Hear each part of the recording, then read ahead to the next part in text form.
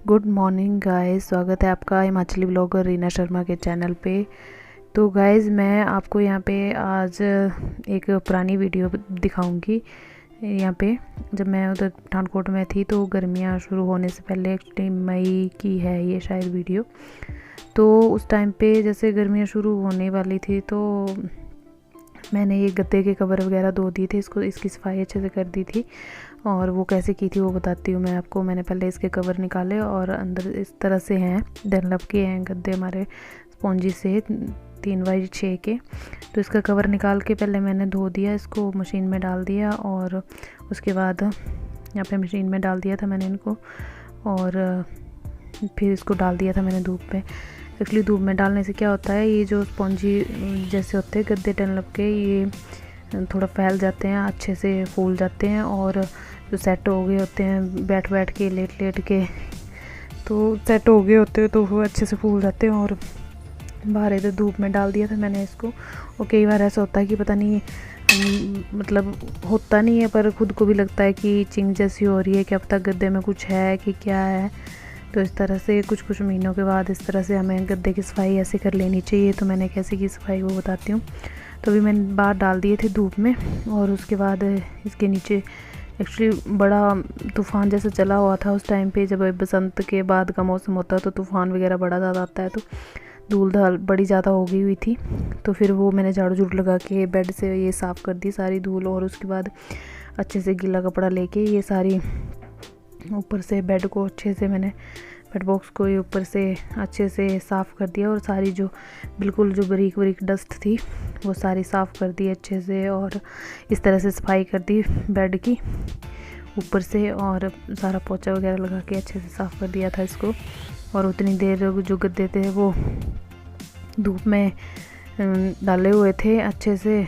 और जो इसके अगर जर्म्स वगैरह होते हैं तो धूप में वो उड़ जाते हैं, मर जाते हैं, जो भी है हो जाता है। पर मतलब ठीक हो गया था फिर, काफ़ी मतलब अच्छा सा लग रहा था और गद्दे फूल भी गए थे काफ़ी। तो इस तरह से बेड की भी मैंने इस तरह से सफाई कर दी अच्छे से। और पोछा वोछा लगा के सारी जो बिल्कुल बारीक बारीक डस्ट होती है वो सारी अच्छे से साफ़ हो गई थी। और फिर वो गद्दे के कवर भी मैंने मशीन में डाल के रखे हुए थे, वो भी धुल गए थे और मैंने उसको भी बाहर डाल दिया था। एक्चुअली कागज़ जैसा था, पता नहीं क्या टिश्यू पेपर तो चिपक गया था, निकल नहीं रहा था। फिर चाकू से निकाला मैंने, तब भी नहीं निकल रहा था। फिर मैंने रहने दिया, मैंने कहा छोड़ो, परे निकल ही नहीं रहा था अच्छे से। तो फिर यहाँ पे मैंने जो पिल्लो थे उसको भी रख दिया बाहर। और इस तरह से सारा इसका जो ऊपर था कचरा बचरा जो इकट्ठा हो गया हुआ था। तो कई बार ये कवर लगाया होता तो कवर के अंदर छोटे छोटे धागे वगैरह जो होते हैं तो रगड़ लग लग के बैठ बैठ के तो उसके छोटे छोटे जैसे रोए जैसे इन गद्दों के ऊपर आ गए हुए थे। तो मैंने वो सारे फिर इस तरह से झाड़ू से निकाल के झाड़ दिए सारे अच्छे से। और छोटे छोटे तिनके विनके अच्छे से झाड़ के, और इस तरह इसको काफ़ी अच्छे 3-4 घंटे की अच्छी धूप लगाई ताकि इसके सारे जो जर्म्स वगैरह हैं सारे मतलब ख़त्म हो जाए। और पिल्लो भी रख दिए हुए थे मैंने बाहर, नीचे चटाई बिछाई थी तो पहले मैंने ऊपर रखे। फिर मैं सोचा चलो गद्दे को अच्छे से धूप लगने देती हूँ। फिर दोनों साइड से अच्छे से पलट पुलट के और अच्छे से इनको 3-4 घंटे की धूप लगाई। और उतनी देर में कवर भी इसके सूख गए थे तो फिर मैं वो ले आई। और पानी भी लगाया हुआ था साथ में नहलाने के लिए सैबू को, तो वो पानी लगा के रखा हुआ था। मैंने कहा चलो पहले गद्दे से इसकी सेटिंग कर लेती हूँ अच्छे से, उसके बाद ही फिर इसको नहलाऊँगी। तो गद्दे ले आई मैं बाहर से और उसके बाद फिर मैंने इनको कवर चढ़ाया। काफ़ी फूल गए थे, अच्छे हो गए थे। और धूल मिट्टी वगैरह सारी मैंने इसकी झाड़ दी हुई थी तो अच्छे हो गए थे। तो यहाँ पे फिर गर्म थे काफ़ी, फिर मैंने थोड़ी देर यहाँ फ़ैन के नीचे रखा इसको ताकि इसका टेम्परेचर ठीक हो जाए। और उसके बाद ही फिर मैंने बाद में इसको कवर चढ़ाया। और पहले मैंने कहा थोड़ी देर इसको दोनों साइड से पलट पुलट के और थोड़ी हवा लगने दी और ठंडे होने दिए। उसके बाद ही इसको फिर मैंने कवर चढ़ा दिए और इस तरह से। और ये देखिए काफ़ी गद्दे काफ़ी फूल गए थे और ना फिर बड़ी मुश्किल से जैसे इसका कवर मतलब फिट हुआ और अच्छे से जैसे फूल गए थे काफ़ी। और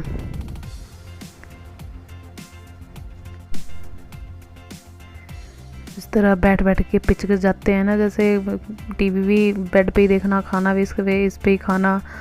और ज़्यादातर वही होता है, हम लोग सभी यही करते हैं कि टीवी देखते देखते खाना भी बेड पे ही खाना। और बच्चे तो फिर बेड पे ही होते हैं, इनका तो ज़्यादातर टाइम बेड पे ही होता है। मस्तियाँ सारी बेड पे करनी, सारा उछल कूद सारी बेड पे ही लगी होती है बच्चों की।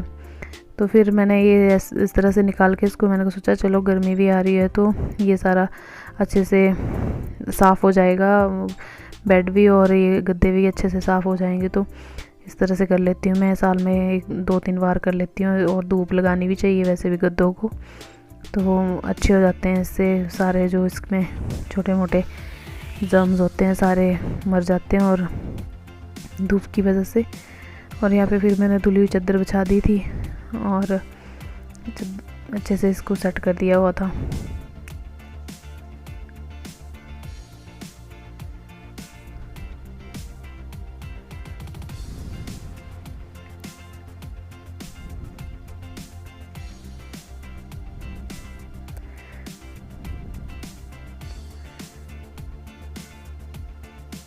तो यहाँ पे मैंने बिछा दी चादर पर। देखिए सैबू तो मेरा इस पे ही खेल रहा है, बस इसकी शुरू हो गई मस्ती। ये चादर थोड़ी देर के लिए रहेगी इस तरह सेट, और उसके बाद पिल्लो अलग अलग हो जाएंगे।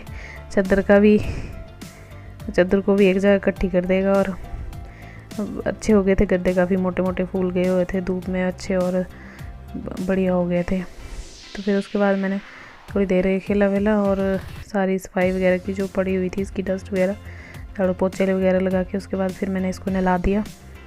और नहलाने के बाद अच्छे से मालिश वालिश करके, अभी गर्मी का मौसम है तो फिर ज़्यादा मालिश नहीं करती हूँ मैं इसकी, हल्का फुल्का सा, ताकि ड्राइनेस ना हो जाए। तो ये कोकोनट ऑयल ही लगाती हूँ, ज़्यादा नहीं लगाती हूँ। तो इस तरह से फिर मैंने इसको नहला दिया। और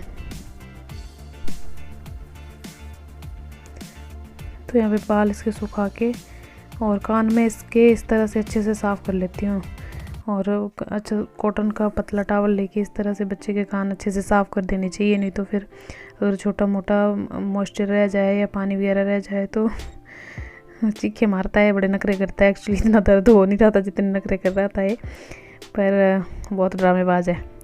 तो मैं इस तरह से सुखा लेती हूँ इसके जो कान होते हैं, अच्छे से सुखा के उसमें थोड़ा सा ऑयल लगा देती हूँ ताकि जो मॉइस्चर है वो सूख जाए और दर्द वगैरह ना हो कान में। तो फिर इस तरह से ठीक रहता है। अगर बच्चे के कान में पानी रह जाए तो फिर वो दर्द हो जाती है कान में। फिर इसको नहलाने के बाद खुद भी नहाई मैं, और फिर दोपहर का टाइम था तो लंच बनाने का टाइम हो गया था। लंच तो मैंने बना लिया था, पर उसके बाद बनाई थी मैंने ये चटनी अनारदाने की। एक्चुअली हमारी साइड होता है एक फ्रूट पहाड़ में, अनारदाने की तरह ही होता है और छोटा होता है, वो अनार से छोटा होता है और उसको दाड़ू बोलते हैं हम अपनी भाषा में। और ये होता है खट्टा, मीठा नहीं होता, ये बहुत ज़्यादा खट्टा होता है और बहुत फेमस है हमारे हिमाचल में ये। तो इस तरह का होता है और इसकी चटनी बनाते हैं, काफ़ी खट्टा होता है, अच्छा होता है, बहुत ही टेस्टी होता है। और इसके फ़ायदे तो इतने कि पूछो मत, बहुत ज़्यादा फ़ायदेमंद होती है इसकी चटनी। और जो जैसे कईयों को बुखार वगैरह होता है और जॉन्डिस वगैरह हो गया हो तो उनको भी इसकी दाड़ू की चटनी बताते हैं हमारे यहाँ पे कि दाड़ू की चटनी खिलाओ, इससे ठीक हो जाएगा। तो इसमें मैंने नमक डाला था और साथ में ये भुने हुए जीरे का थोड़ा सा पाउडर डाला था। तो फिर इस तरह से बनाई थी मैंने दिन को चटनी, और पुदीना डाल दिया इसमें मैंने, और अब इसमें डाल रही हूँ मैं ये अनारदाना दाड़ू, और साथ में नमक, और ये ब्लैक नमक भी है, काला नमक, और थोड़ा सा ये भुना हुआ जीरे का पाउडर, और साथ में डाली थी मैंने मिर्चें 2 हरी, और साथ में ये धनिया भी डाल दिया था, हरा धनिया था मेरे पास तो वो भी डाल दिया था, और 2 मिर्चें इस तरह से रोट के डाल दी थी। तो फिर मैंने इसको मिक्सी में ग्राइंड कर लिया अच्छे से काफ़ी, और इस तरह से वाइट वाइट चटनी बनती है, क्योंकि अनारदाने को जो अंदर होता है ना बीज, उसकी वजह से ये इस तरह से वाइट ही बनती है। तो वाइट सी बनती है और काफ़ी टेस्टी होती है खाने में, बहुत ही ज़्यादा टेस्टी के साथ साथ बहुत ही ज़्यादा फ़ायदेमंद भी होती है। और हमारे हिमाचल के जो अपर हिमाचल है वहाँ पे मैक्सिमम घरों में बनती है इस तरह की चटनी, तो बहुत ही यमी होती है और टेस्टी बनती है ये चटनी। तो ये तो हो गया टाइम दोपहर का, और इसके बाद ये देखिए सहबू अपनी नानी के साथ बैठा हुआ है रात को। तो खाना वाना बना के हम लोग, डैडी ने आना था एक्चुअली, तो उनको वेट कर रहे थे। तो बैठी हुई थी मम्मी बाहर और सहबू बैठा हुआ था नानी के साथ अपनी। कहता नींद आ रही है नानी मेरे को तो बहुत ज़्यादा। तो फिर मैंने कहा चल बैठ जा तू थोड़ी देर। और अच्छा था मौसम ठंडा ठंडा, तो मैंने मम्मी के साथ बैठा दिया इसको। तो गाइज़ यही था मेरा आज का व्लॉग, और आई होप आपको पसंद आया हो। अगर आपको मेरी इस तरह की वीडियो पसंद आ रही हैं तो प्लीज़ मेरे चैनल को सब्सक्राइब कर दीजिए, लाइक कर दीजिए, शेयर कर दीजिए, और कमेंट करके भी बताइए कि कैसी लग रही है आपको मेरी वीडियो। और आगे और भी इस तरह की मैं हिमाचल की अच्छी अच्छी वीडियो डालती रहूँगी। तो आप सभी का देखने के लिए बहुत बहुत धन्यवाद।